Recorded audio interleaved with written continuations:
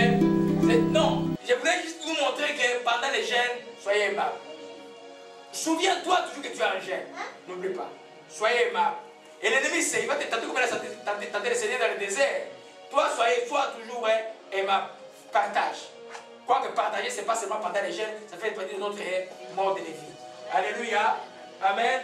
Alors, les prophètes devaient rappeler aussi que pendant ce temps, qui éloigne les gestes menaçants et les paroles injurieuses. Que ce soit envers les adultes ou les enfants. Pendant que tu jeûnes, arrête, n'écris pas.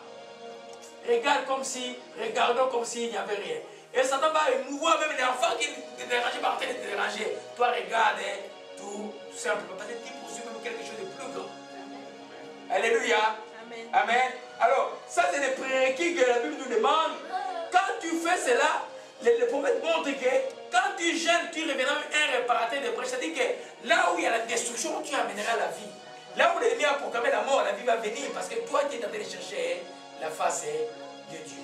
Mais bien aimé, avant de pratiquer un jeûne, lisez 58, même 7 fois, comprenez et demandez la grâce de Dieu de vivre avant que vous commenciez à vous priver.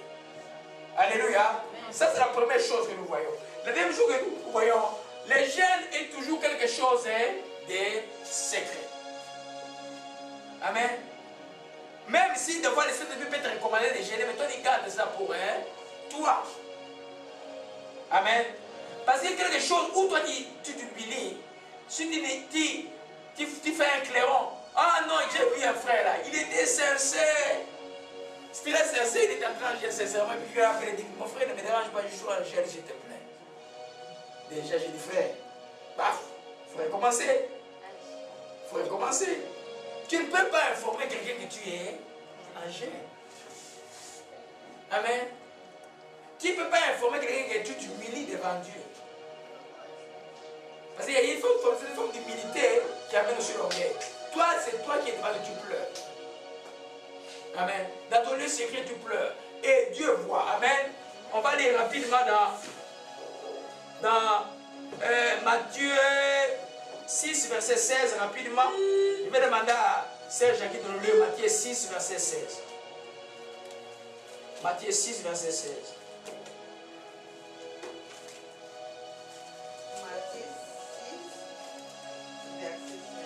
Oui.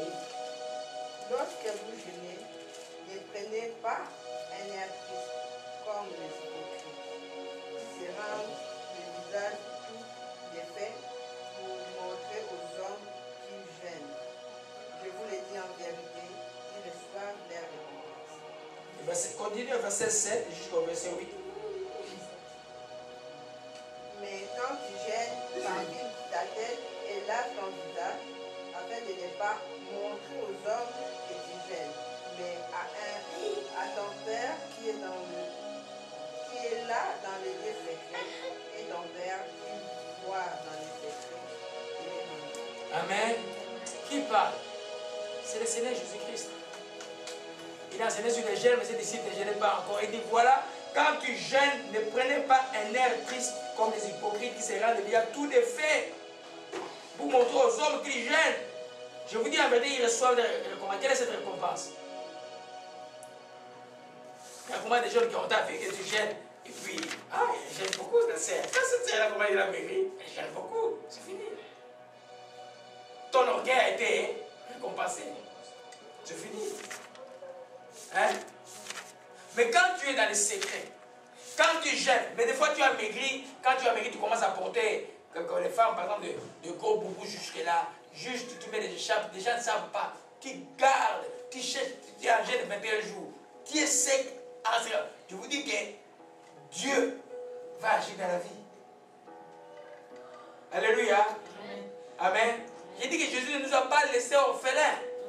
Alléluia. Il nous a donné tout le moyen pour vaincre les diables et les démons et les forces du mal. Alléluia. Amen. Il dit, lorsque vous jeûnez, ne prenez pas un air triste comme les hypocrites. En rendant les visages tout défaits pour montrer aux hommes qui jeûnent, ils reçoivent les récompenses. Mais quand tu jeûnes, parfume ta tête et lave ton visage, afin de ne pas montrer aux hommes que tu jeûnes, mais à ton Père qui voit dans les secrets. Souvent les enfants les oublient. Matthieu, vous allez dans les églises, il y a qui donnent des offrandes comme ça. Et les mamans ont donné $200. Et tout ça, il y en a. Vous voyez ça? Jésus a dit qu'à la droite donne, la gauche, elle ne la donne pas. Hein? Les églises ont dit, tel frère doit donner telle offrande. Les frères, reçu sa récompense. Alléluia. C'est une matière, que ce soit la matière de donner, la matière de prier, la matière de gêner, la matière 6, c'est dans les secrets. Alléluia. Et Dieu voit dans ton humiliation intérieure, il va te récompenser. En tout temps, ton jeûne va être utile. Alléluia. Amen. Amen. Amen. Qui aime gêner?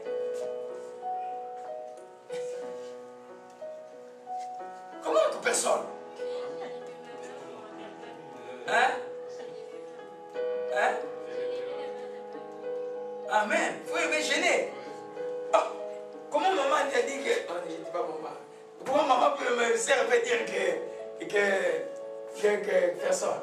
C'est vrai que tu voulais dire que le corps humain n'aime pas la faim. Oui, là tu es d'accord. Amen. Mais les gènes ne possèdent pas les chair. Ils possèdent quelque chose de plus profond qui est ton esprit. Amen. Et ça, ton esprit qui dans la situation qui m'arrive là, il faut que je cherche Dieu. Ton corps va dire non. Amen. Alors comme tu fais comme maman Jackie fait quand je suis jeune, c'est là où le papa toute ma bonne nourriture. Alors tu commences le corps commence à trembler, tu as envie de manger, mais tu regardes.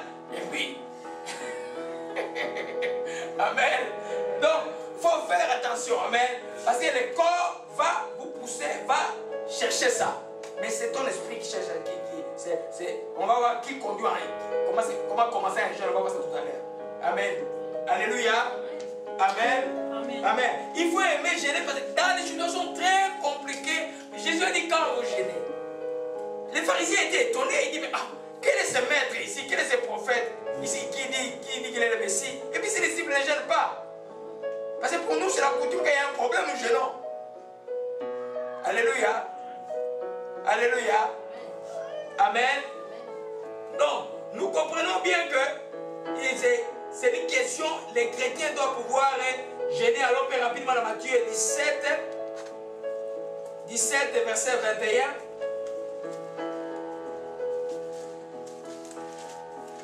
Alléluia.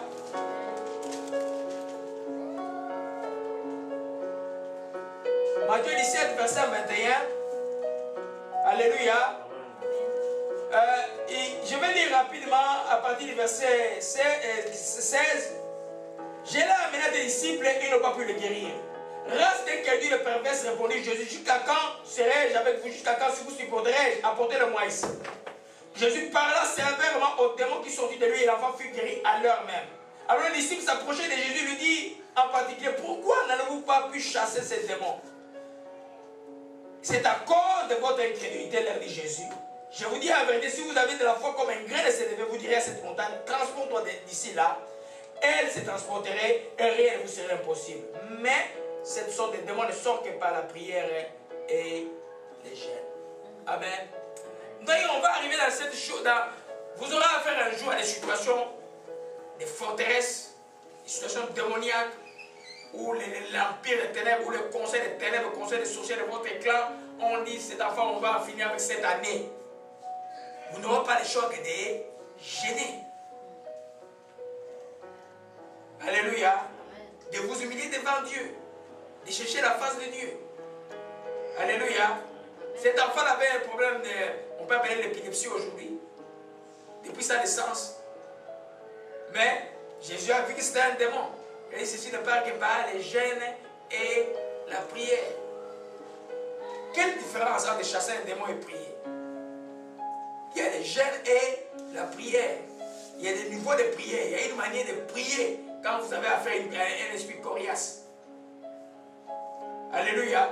C'est pas quand vous gênez là, la décision n'est pas de mise. Parce que vous gênez toujours pour un but. N'accumulez pas 10 raisons pour gêner. Prenez généralement une raison. Alléluia. Alléluia.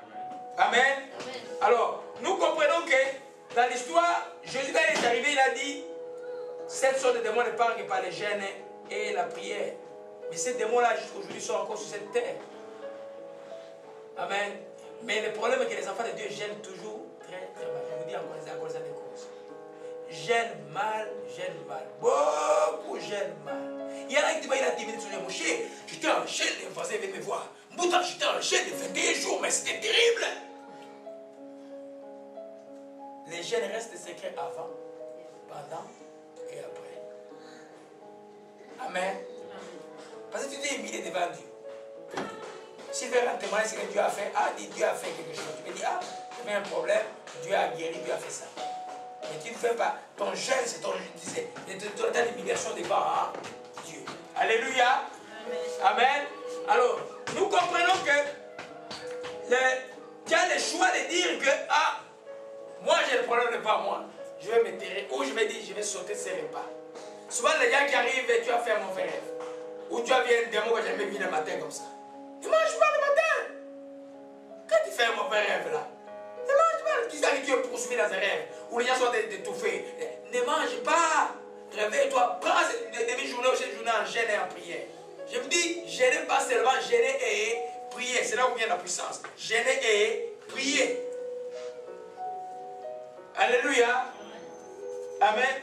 Parce que l'ennemi est tellement subtil, il peut te pousser dans un jeûne de 21 jours pour que ton orgueil soit là et puis rien ne se passe. Alléluia. Et je vous assure que si tu es quelqu'un d'obéissant, continuellement avec tu n'auras pas beaucoup de temps de jeûner. Quelqu'un que nous connaissons nous tous, il n'a pas jeûné dans sa vie plus de 3 jours. Parce que c'est quelqu'un qui vient en obéissant constant devant Dieu. Alléluia. Amen. Alors, maintenant nous voyons quand jeûner. Quand est-ce qu'il faut jeûner? Amen. Qui peut me donner la raison principale où nous n'avons pas le choix que de jeûner?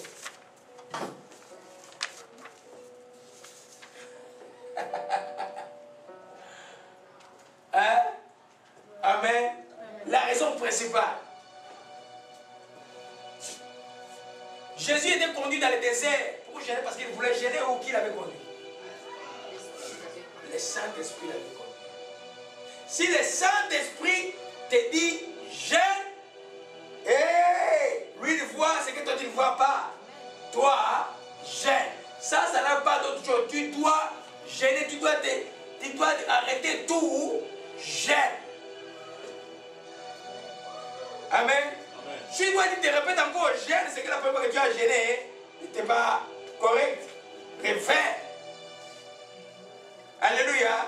La première raison pour jeûner, c'est quand l'esprit te pousse à jeûner. Des fois, tu n'as aucune raison apparente. Hier, j'avais aucune raison apparente de jeûner. J'ai jeûné toute la journée jusqu'à 21h. J'arrive à 15h. Maman qui dit, c'est ce que tu vas manger, je vais te préparer des fourmis. Je dis non. J'ai jeûné jusqu'à. Je dirais même à 15h, je mange juste des petites choses le soir et puis je continue ma prière. Je ne sais pas pourquoi. Peut-être c'est pour que je vois ce démon-là que j'ai vu le matin. Alléluia. Amen. Quand le Saint-Esprit ouvre ton cœur, parce que quand je dis le Saint-Esprit, vous trouvez un peu compliqué. Le Saint-Esprit donne une impulsion. Ton intuition de cœur dit, hé, Jimmy, tu dois jeûner. N'hésite pas, jeûne. S'il t'a parlé à 18h, commence à jeûner à 18h. Alléluia. Revenons à la texte de Josaphat. Vous voyez que Josaphat, non, ça je vais revenir après. Quand le Saint-Esprit, c'est lui qui te pousse, tu dois jeûner. Parce que lui, ce qu'il connaît, il connaît ce qui arrive. Alléluia. Alors on va dans Luc chapitre 4 rapidement.